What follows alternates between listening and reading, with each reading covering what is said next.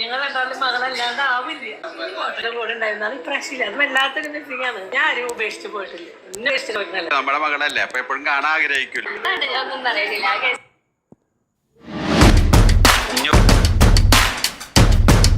നമസ്കാരം. ഉപ്പുമുളക് light family ആറ്റുകാല പൊങ്കാലയ്ക്ക് വന്നിരിക്കുകയാണ്. അവിടെ വന്ന മീഡിയക്കാർ അവരോട് ചോദിച്ച ചോദ്യം, കുഞ്ഞൻ കഴിഞ്ഞ പ്രാവശ്യം ഉണ്ടായിരുന്നല്ലോ, ഈ പ്രാവശ്യം കുഞ്ഞനില്ലാത്തതിൻ്റെ വേദന എങ്ങനെയാണ് എന്ന് ചോദിക്കുമ്പോൾ അമ്മ പറയുകയാണ്, അവൾ എവിടെയാണെങ്കിലും ഞങ്ങളുടെ മകൾ തന്നെയാണ്, ഞങ്ങളെ മകൾ എല്ലാതിരിക്കില്ല എന്നാണ് ആ അമ്മയുടെ വാക്കുകൾ. നമ്മുടെ കുടുംബം എല്ലാവരും കഴിഞ്ഞ വർഷത്തുണ്ടായിരുന്നു സമയമുണ്ടല്ലോ.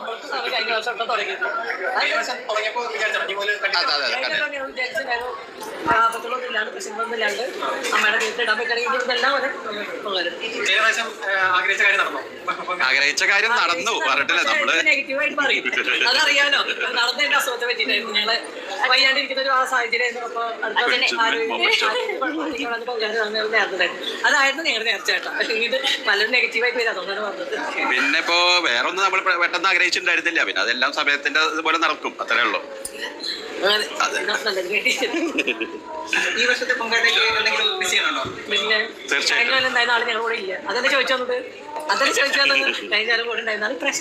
മീഡിയക്കാരിൽ ഒരാൾ ഇങ്ങനെ ചോദിക്കുകയാണ്, കഴിഞ്ഞ പ്രാവശ്യം ഉണ്ടായതിൽ നിന്നും എന്തെങ്കിലും നിങ്ങൾ മിസ് ചെയ്യുന്നുണ്ടോ എന്നാണ്. തീർച്ചയായിട്ടും അയാൾ ഉദ്ദേശിച്ചത് കഴിഞ്ഞ പ്രാവശ്യം അവരുടെ രണ്ടാമത്തെ മകളായ കുഞ്ഞൻ കൂടി അവരുടെ കൂടെ പൊങ്കാലയ്ക്കുണ്ടായിരുന്നു. ആ മകളെ അവർ മിസ് ചെയ്യുന്നുണ്ടോ എന്നാണ് അയാളുടെ ചോദ്യം. എന്നാൽ കൃത്യമായിട്ട് തന്നെ ആ അമ്മ അതിന് മറുപടി കൊടുക്കുകയും ചെയ്യുന്നുണ്ട്. തീർച്ചയായിട്ടും മിസ് ചെയ്യുന്നുണ്ട്. കഴിഞ്ഞ പ്രാവശ്യമുള്ള ആൾ ഇപ്രാവശ്യം ഇല്ലാത്തതിൽ ഒരുപാട് വേദനിക്കുന്നുണ്ട് എന്ന് അമ്മ തുറന്നു പറയുകയാണ്.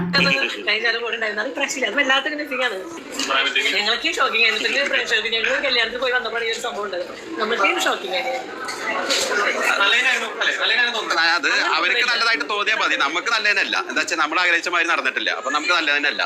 ഇനി എല്ലാം താനെ വഴിയെ കാണാം, അത്രേ ഉള്ളൂ. എല്ലാം സേഫായി ഇരിക്കട്ടെ എന്ന് വലിയ ദൈവത്തോട് പ്രാർത്ഥന മാത്രമേ ഉള്ളൂ, വേറെ ഒന്നുമില്ല.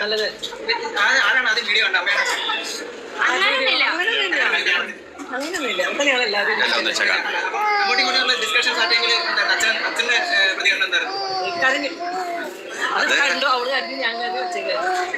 നമുക്കത് കരയാനല്ലേ സാധിക്കുള്ളൂ. അങ്ങനത്തെ ഒരു അത് അവർക്ക് നമ്മളെ പറ്റുമെന്നല്ല. കമന്റ് നോക്കാൻ ആർക്കും ഞങ്ങളെ പറ്റാറില്ലല്ലോ. നല്ലത് പറഞ്ഞുകൊണ്ടുണ്ടായിരുന്നു. നമുക്കറിയാം നമ്മുടെ മനസ്സിലായത് എത്രത്തോളം നമുക്കറിയാം അല്ലേ. അങ്ങനെ ഇരിക്കട്ടെ. ഇങ്ങനെ അറിയിക്കരുത്. ഇനി നമുക്ക് അറിഞ്ഞു പോകും. പ്രായത്തിന്റെ ഒരു കുട്ടിത്വമായിട്ട് അത് അതാ പറയുന്നത്. ഇനി എല്ലാം നല്ലതിനായിട്ട് വരട്ടെ. നമുക്ക് ടെൻഷനാണ് എന്ത് ചെയ്യുന്നത്. ഒന്നും ആദ്യം ഞങ്ങൾ എനിക്ക് വീഡിയോ സ്റ്റോറി കാണുന്നുണ്ടില്ല നമുക്കാണ്. അത് സേഫ് ആണെന്നിരിക്കാറുണ്ട്. ഞാൻ എന്റെ മോളെ സേഫ് ആണെന്നിരിക്കാറുണ്ട്.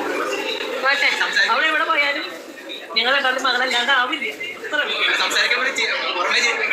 മീഡിയക്കാരുടെ മുന്നിൽ ആ അമ്മയുടെ വാക്കുകൾ ഇടറുന്നുണ്ടായിരുന്നു.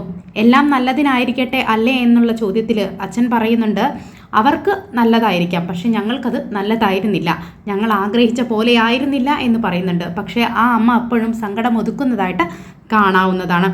മാത്രമല്ല, നിവൃത്തി കെട്ടുകൊണ്ട് ഇനി മതി, ഇനി അത് ആലോചിക്കുമ്പോൾ എനിക്ക് സങ്കടമാണ് എന്ന അമ്മ പറയുകയും ചെയ്യുന്നുണ്ട്. അങ്ങനെ ആ മൈക്ക് കൈമാറുമ്പോൾ പൊന്നുവിനോട് ചില ചോദ്യങ്ങൾ ചോദിക്കുന്നുണ്ട്. അതിന് പൊന്നു നൽകുന്ന മറുപടി നമുക്കൊന്ന് നോക്കാം. അവിടെ എവിടെ പോയാലും ഞങ്ങൾ രണ്ടാളും മകളല്ലാണ്ട് ആവില്ല.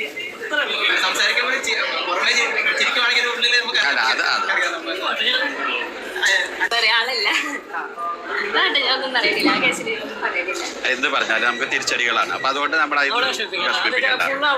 നെഗറ്റീവ് വരികയാണ്. അപ്പൊ അത് നല്ലതൊക്കെ നടക്കുമ്പോൾ എവിടെയൊക്കെ നമുക്ക് തമ്മിൽ കാണാം.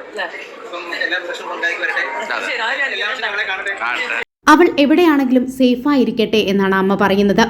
അവൾ എവിടെയാണെങ്കിലും തങ്ങളുടെ മകൾ അല്ലാതിരിക്കില്ല എന്ന് കൂടി കൂട്ടിച്ചേർക്കുന്നു. വിതുമ്പി പൊട്ടിക്കൊണ്ടാണ് ആ അമ്മ മൈക്ക് മീഡിയക്കാർക്ക് കൈമാറുന്നത്. പറയാൻ വാക്കുകളില്ല, വാക്കുകൾ ഇടറുന്നുണ്ടായിരുന്നു. ശേഷം പൊന്നുവിനോടാണ് ചോദിക്കുന്നത് കുഞ്ഞൻ പോയതിനെ പറ്റി.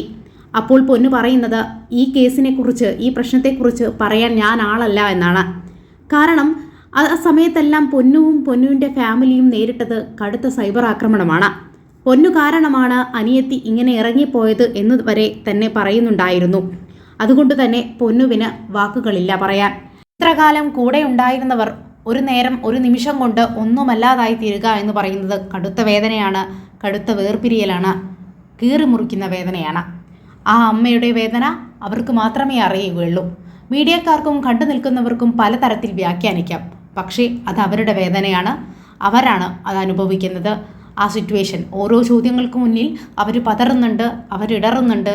ഇതിനെ ഒരിക്കലും അഭിനയമാണെന്ന് പറയാൻ സാധിക്കില്ല. പ്രേക്ഷകരായ നിങ്ങളുടെ അഭിപ്രായം എന്താണ്? താഴെ കമൻറ്റ് ബോക്സിൽ രേഖപ്പെടുത്തുമല്ലോ. ചാനൽ ഇഷ്ടപ്പെട്ടെങ്കിൽ സബ്സ്ക്രൈബ് ചെയ്യണം, സപ്പോർട്ട് ചെയ്യണം.